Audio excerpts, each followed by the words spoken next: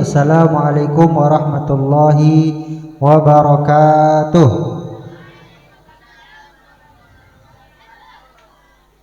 Alhamdulillahilladzi anzala as-sakinata fi qulubil mu'minin liyazdadu imanan ma'a imanihim. Asyhadu an la ilaha illallah wahdahu la syarikalah wa asyhadu anna sayyidana wa maulana Muhammadan abduhu wa rasuluhu la nabiyya ba'dah. Allahumma salli wa sallim ala sayyidina Muhammad wa ala ali sayyidina Muhammad, amma ba'd.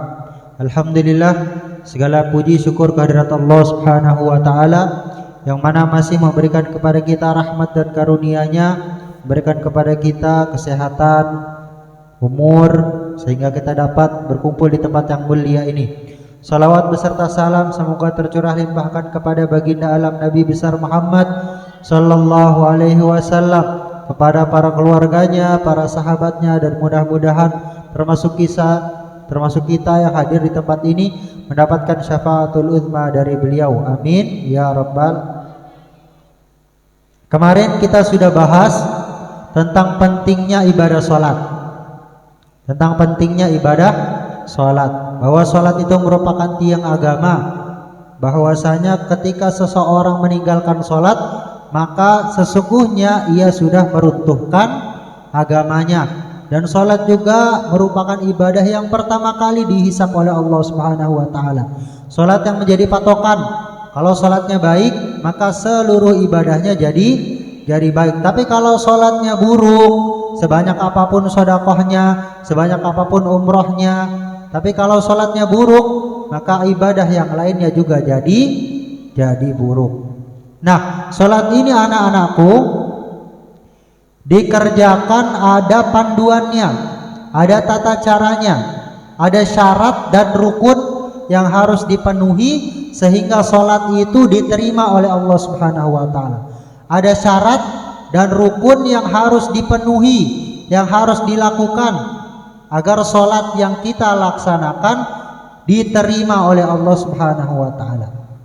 Pertanyaan yang pertama, kemarin juga pernah kita tanyakan, apa perbedaan antara syarat dengan rukun? Syarat dengan rukun apa bedanya? Kalau syarat sesuatu yang harus dipenuhi dan dilakukan sebelum ibadah. Ya.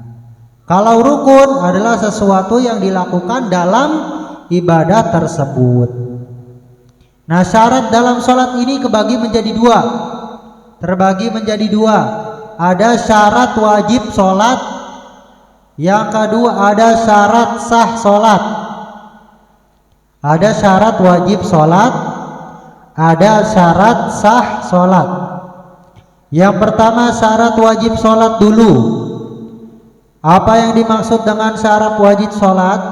Syarat wajib sholat adalah yang apabila syarat tersebut terpenuhi pada seseorang, maka seseorang itu wajib sholat. Wajib sholat. Apa itu syarat wajib sholat? Adalah syarat yang apabila ada pada seseorang, syarat yang apabila ada pada seseorang, maka orang tersebut wajib sholat.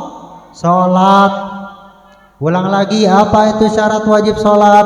Adalah syarat yang apabila ada pada seseorang, maka orang tersebut wajib sholat. Apa aja syarat wajib sholat? Yang pertama Islam.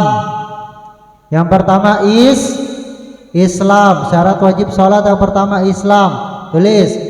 Yang kedua berakal, tidak gila. Yang kedua berakal. Yang ketiga baligh.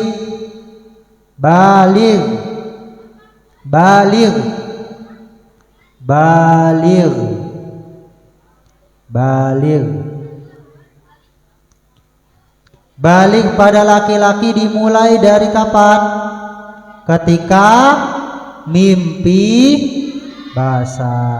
Kalau perempuan ketika apa baligh? Ketika menstruasi. Ketika kalian sudah menstruasi ataupun yang laki-laki sudah mimpi, maka wajib hukumnya untuk sholat. Dan ketika meninggalkan sholat, maka wajib untuk diqodho. Wajib untuk diqodho. Kalau nggak sholat dan nggak diqodho, maka ia mendapatkan dosa. Islam balik berakal. Dah, itu syarat wajib sholat. Syarat wajib sholat itu apa tadi? Enggak, pengertian syarat wajib sholat apa tadi? Syarat yang apabila ada pada seseorang, maka orang tersebut wajib hukumnya untuk sholat. Kalau dia tinggalkan, maka dia mendapatkan dosa. Yang kedua, ada namanya syarat sah sholat.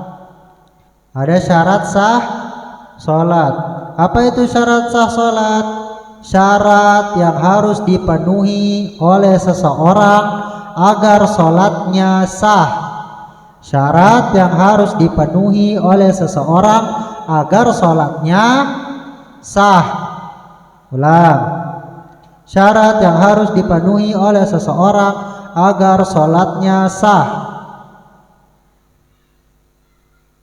Yang pertama, suci badan, pakaian, dan tempat sholat dari najis dan hadas.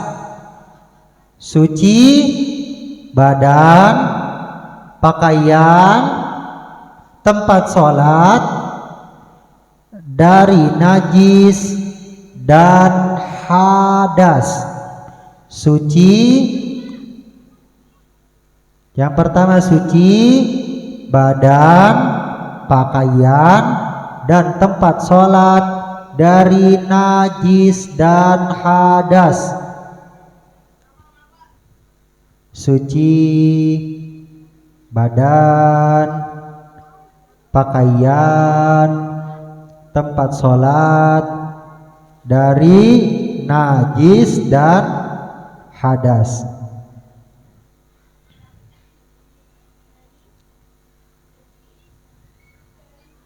Dari najis dan hadas. Apa bedanya antara najis dan hadas? Apa beda antara najis dan hadas?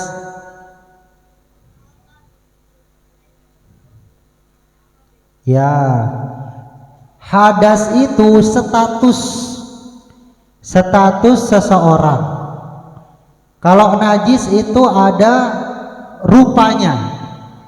Kalau najis ada rupanya, kalau hadas itu status seseorang.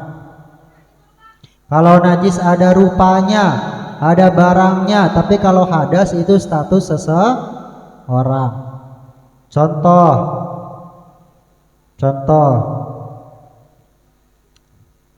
Ada fulan habis wudu. Habis itu kebelet kencing. Kebelet kan? Kencing. Tadinya pas setelah wudu dia statusnya apa? Statusnya suci. Statusnya suci. Tapi setelah buang air kecil statusnya berhadas. Air kencingnya itu najis, ada bentuknya, ada rupanya. Contoh lagi, virus habis wudu. Tiba-tiba ketika mau sholat ada burung yang mengeluarkan kotorannya, kena ke kepalanya virus. Status virus tetap suci. Tapi tubuhnya bernajis. Harus dibersihkan. Jadi virus ketika setelah wudu kalau kejatuhan kotoran burung, statusnya tetap suci. suci, tapi najisnya harus dibersihkan. Jadi orang kalau orang kalau suci secara status, hilang kesuciannya dari apa? Dari hal-hal yang membatalkan wudhu atau hal-hal yang mewajibkan mandi besar. Besar. Contoh, tadi kalau hal-hal yang membatalkan wudhu berarti bersentuhan dengan lawan jenis, berarti statusnya berubah dari suci jadi berhadas. Kentut berubah dari suci dari berhadas. Buang air besar, buang air kecil, berubah statusnya dari suci ke berhadas. Mimpi basah, berubah statusnya dari suci ke berhadas. Menstruasi, berubah statusnya dari suci ke Jadi hadas itu apa? Status seseorang ketika melakukan hal-hal yang membatalkan wudhu ataupun hal-hal yang mewajibkan mandi besar. Hadas itu status seseorang ketika melakukan hal-hal yang membatalkan wudhu atau hal-hal yang mewajibkan mandi besar. Itu gak nulis emang udah paham? Yang gak nulis emang udah paham? Ayo ditulis, didengerin. Jadi tadi ada hadas apa? Status seseorang ketika melakukan hal-hal yang membatalkan wudhu atau yang mewajibkan mandi besar. Tapi kalau najis itu kotoran, ada rupanya, ada bendanya. Jadi ketika kita kena najis, tidak otomatis kita berhadas. Tidak otomatis kita Contoh, saya sudah wudhu, udah siap sholat, tiba-tiba ada anjing yang jilat kaki saya. Kira-kira saya berubah nggak dari suci ke berhadas? Enggak. Tidak. Kenapa? Wudhu saya tidak batal. Wudhu saya tidak batal. Tapi kena najis, harus dihilangkan najisnya. Tadi yang pertama apa? Suci badan, pakaian, tempat sholat dari najis dan hadas. Yang kedua menutup aurat. Menutup aurat laki-laki ketika sholat dari pusar sampai pusarnya itu termasuk aurat. Jadi pusarnya nggak boleh kelihatan di atas pusar dan di bawah lutut. Jadi pusarnya harus ketutupan, lututnya juga harus ketutupan. Aurat wanita ketika sholat seluruh tubuh kecuali telapak tangan dan wajah. Apa saja aurat wanita ketika sholat? Seluruh tubuh kecuali wajah dan telapak tangan.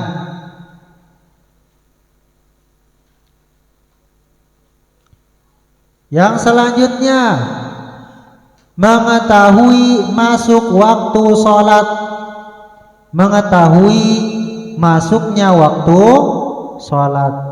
Jadi syarat yang harus kita penuhi sebelum sholat, tahu bahwasanya ini waktunya sholat zuhur, ini waktunya sholat asar. Mengetahui masuknya waktu sholat.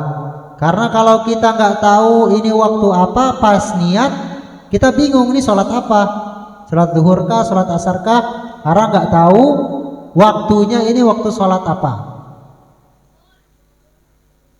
Kemudian tadi mengetahui masuknya waktu. Yang selanjutnya menghadap kiblat. Menghadap kiblat. Menghadap kiblat.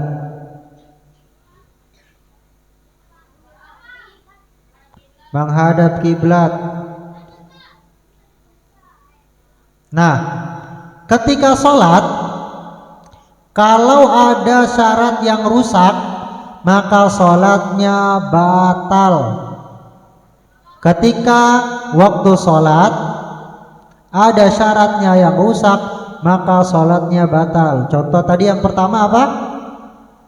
Yang pertama suci badan, pakaian dan tempat sholat dari najis dan hadas. Contoh lagi sholat, tiba-tiba pakaiannya kena kotoran burung, maka sholatnya, ketika kita tahu ada kotoran burung, sholatnya rusak, batal. Kalau nggak tahu terus, tapi kalau tahu batal sholatnya. Kenapa? Karena syaratnya rusak. Contoh lagi, syarat yang kedua, menutup aurat. Lagi sholat, tiba-tiba ada yang iseng celananya dipelorotin. Ada yang begitu? Itu sholatnya batal. Sholatnya batal. Kenapa? Auratnya kelihatan. Syarat sahnya jadi rusak. Yang ketiga tadi apa? Mengetahui waktu sholat.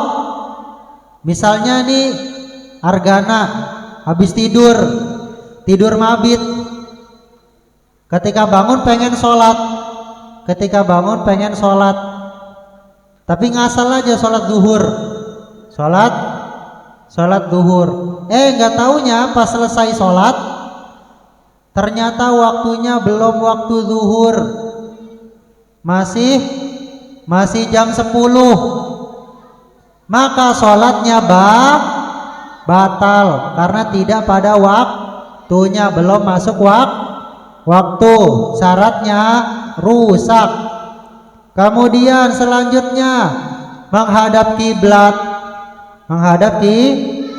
Contoh siapa lagi nih?